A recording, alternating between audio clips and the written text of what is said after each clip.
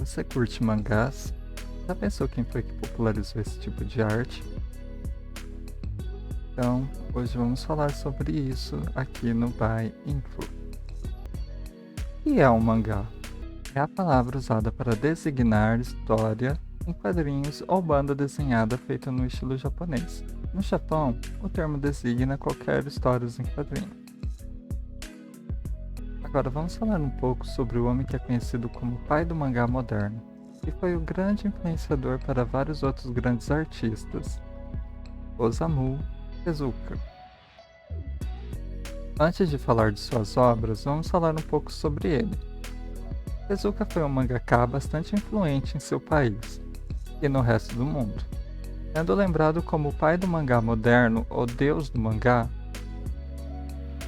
Ele não foi o inventor dos mangás, ele os popularizou. Seus desenhos são facilmente identificáveis pelos seus traços, enquadramento cinematográfico e sempre há espaço para o seu humor. Nascida na cidade de Toyonaka, distrito de Osaka, no Japão, no dia 3 de novembro de 1928, sua família mudou-se para Takarazuka quando ele tinha apenas 5 anos. Seus pais estimulavam muito a criatividade de seus filhos. Ele tinha um irmão e uma irmã mais novos. Desde pequeno, Tezuka criava histórias em quadrinhos e personagens baseados em seus amigos e professores. Inicialmente tinha problemas em fazer amigos da sua idade. Pouco depois participou de clubes de história, geografia e música. Chegou a criar seu próprio clube para estudos sobre insetos. Durante a Segunda Guerra Mundial, Osamu tinha 11 anos e trabalhou em uma fábrica nos anos finais desta. Isso marcaria sua visão de mundo, e a paz e o apreço à vida se tornariam valores defendidos por ele nas suas obras. Em 1945, com 17 anos, Tezuka começou a estudar medicina na Universidade de Euler. Nessa época ele conhece Sakai Shishima, que iria pedir para ele desenhar um mangá escrito por Sakai em Takarajima, em português Nova Ilha do Tesouro, que vendeu 400 mil cópias e trazendo alguma fama a Tezuka. Mas o início da sua carreira como desenhista de mangá dá em 1946 escrevendo tira de jornal. Sua obra completa reúne cerca de 700 mangás, com mais de 150 mil páginas, sendo que a grande maioria nunca foi traduzida e continua inacessível aos leitores ocidentais. Ele começou o que ficou conhecido como a Revolução do Mangá no Japão, com sua obra Shin Takarajima, publicada em 1947.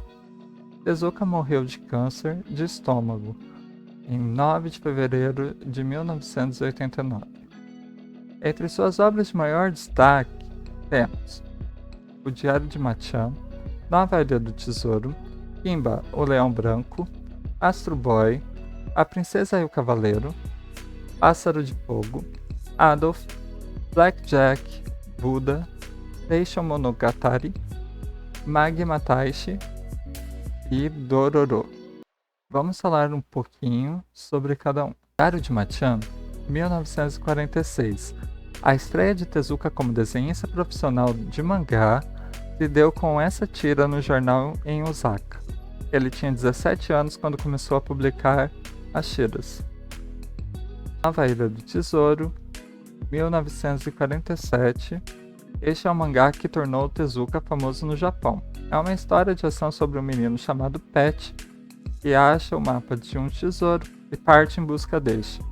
Baseado no livro do seu amigo, do grupo de mangakas de Kansai, seu estilo ocidental e sua narrativa inovadora atraíram muita atenção e o tornaram um best-seller com 400 mil cópias vendidas, abrindo terreno para a mania de mangá e seu estilo moderno. Kimba, o Leão Branco, de 1950 a 54. Sua primeira obra seriada de longa duração segue as aventuras de Léo, o Leão, e sua tentativa de suceder seu pai, morto por um caçador, como rei da selva. Em 1965, a Mushi Productions fez uma série animada baseada no mangá, a primeira animação colorida da televisão japonesa, Astro Boy, 1952 a 1968.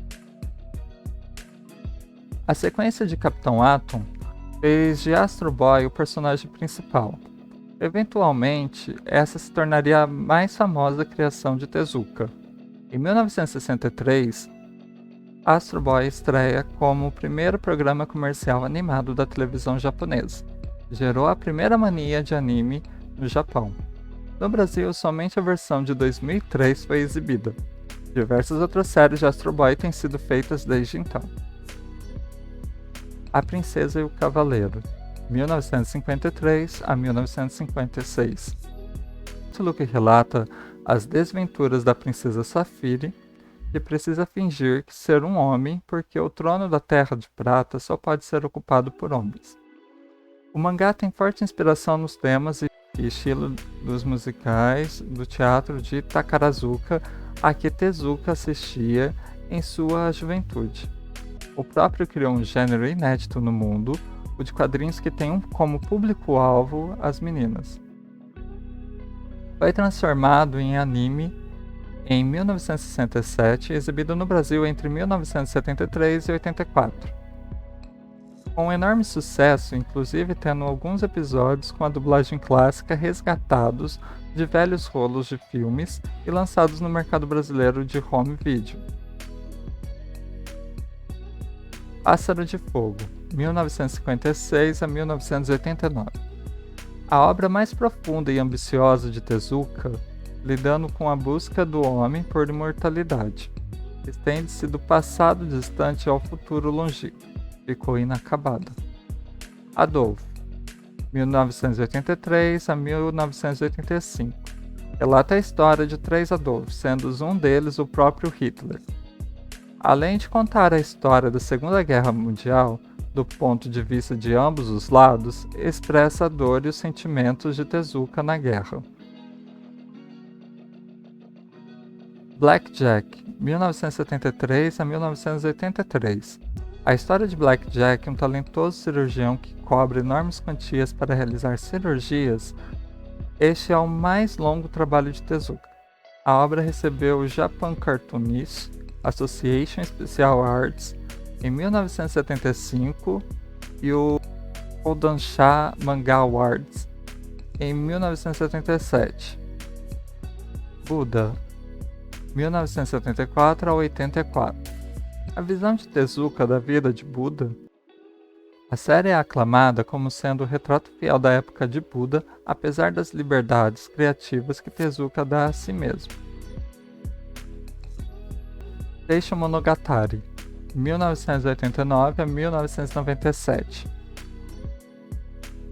Traduzindo História da Bíblia, é um anime que conta histórias bíblicas desde a criação do mundo até Jesus. Foi lançado nos Estados Unidos, Brasil, Espanha e Itália.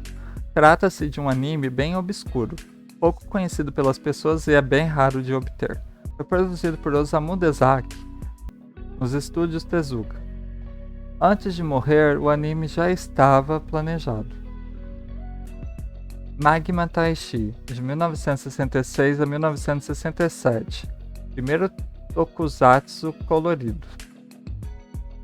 Dororo, 1967 a 1968. É um mangá do gênero terror que gira em torno de um Ronin durante o período Sengoku. Ele nasceu mal formado, desmembrado e sem características faciais e sem órgãos internos. Este foi o resultado do seu pai biológico Daimyo Daigo Kagemitsu, que forjou um pacto com 48 demônios selados para que ele pudesse governar o mundo. Em troca, ele prometeu a cada demônio que poderia obter um pedaço do corpo de seu filho quando nascesse. Isto lhe permitiu viajar livremente e cometer atrocidades ao longo da zona rural. Bem, esse foi o nosso Bainfo de hoje. Espero que tenham curtido conhecer um pouco mais sobre Osamu Tezuka, pois eu amei fazer essa pesquisa sobre a vida e a obra dele. E para não perderem mais conteúdo como este, peço para se inscrever no canal e deixar nos comentários se você já assistiu ou leu alguma de suas obras e o que acharam sobre elas. Se puderem, dá uma passada no episódio anterior de Bainfo, assista, curta, comente, vou agradecer muito. Agradeço a sua companhia e espero você no próximo episódio. Até mais. Fui.